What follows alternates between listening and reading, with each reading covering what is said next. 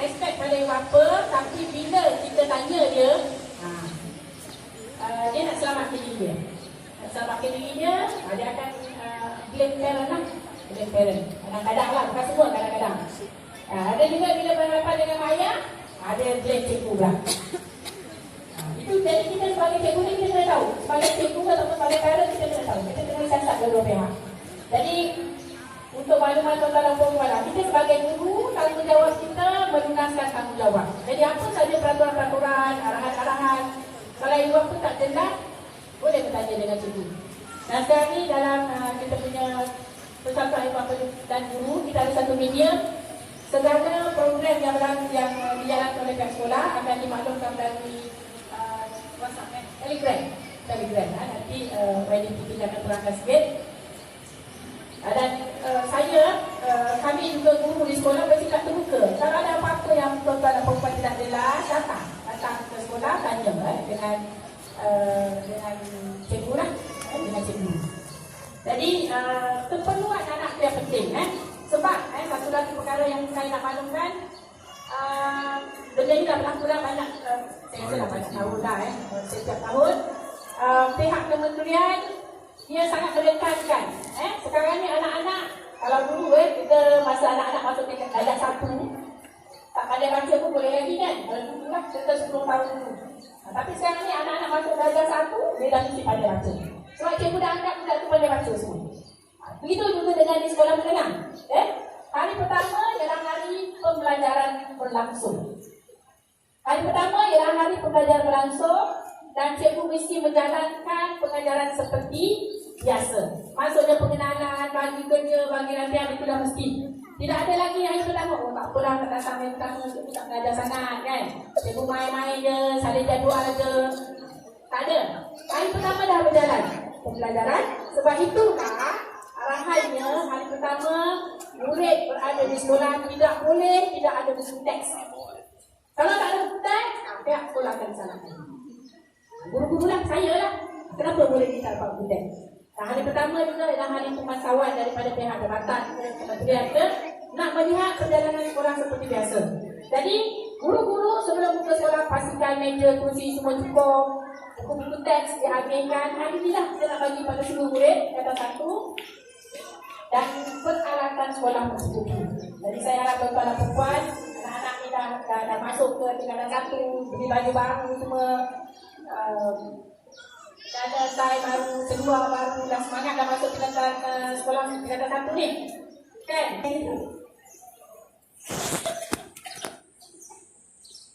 Baik, saya harap hari ini dapat menggunakan. Dan satu lagi perkara yang penting ialah teliti daya.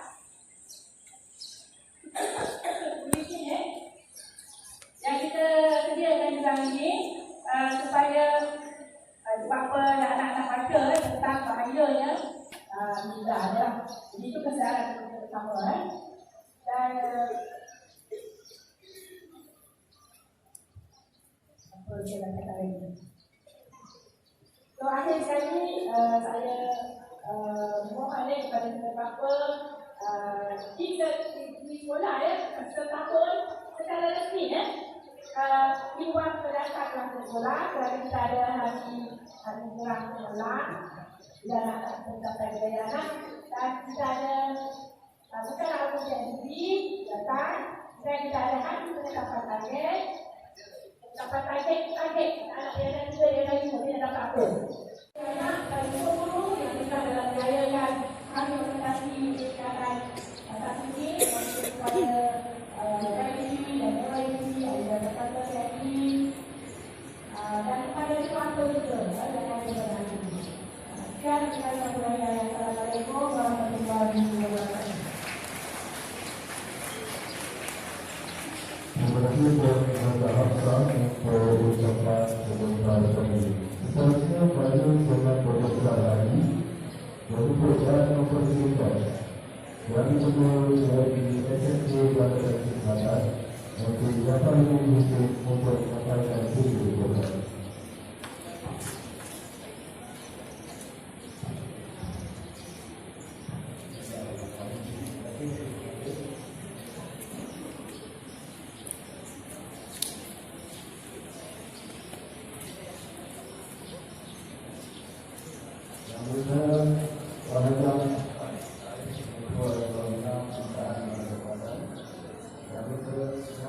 dihormati Encik Fahrudin Yassin yang bersama Puan Hasina binti Ahmad PN Menteri Makanan dan Makanan Sekretari Ismail Makanan Islam Tuan Dini Satya Mahmud Makanan Makanan Guru Makanan Mata Pelajaran Guru Makanan Guru Ibu bapa yang dihormati dan saudara-saudara yang dikasihi. Assalamualaikum warahmatullahi wabarakatuh.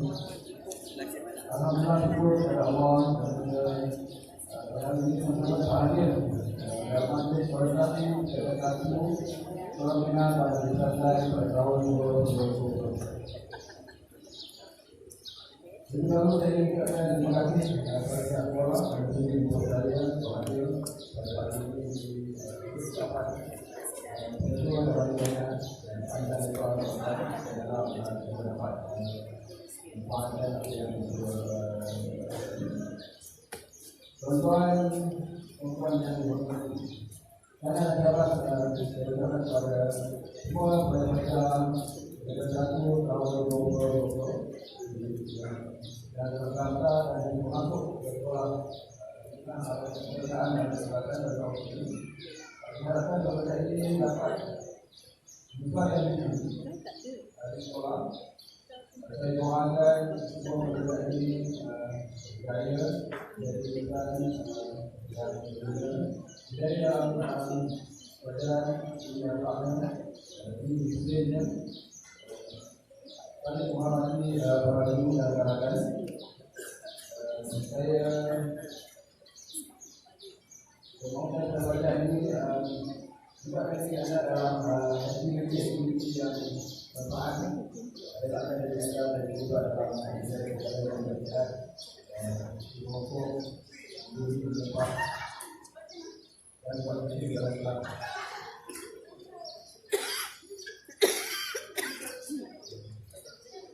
Saya akan datang ke selama saya.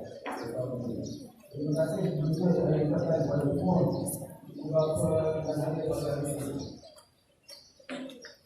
Dan teruskan ucapkan anak-anak pada hari ini. Saya amat mengamalkan peribadatan beberapa dari sekolah. Di mana idea dan juga penyertaan dalam aktiviti amatlah saya ada. Dan juga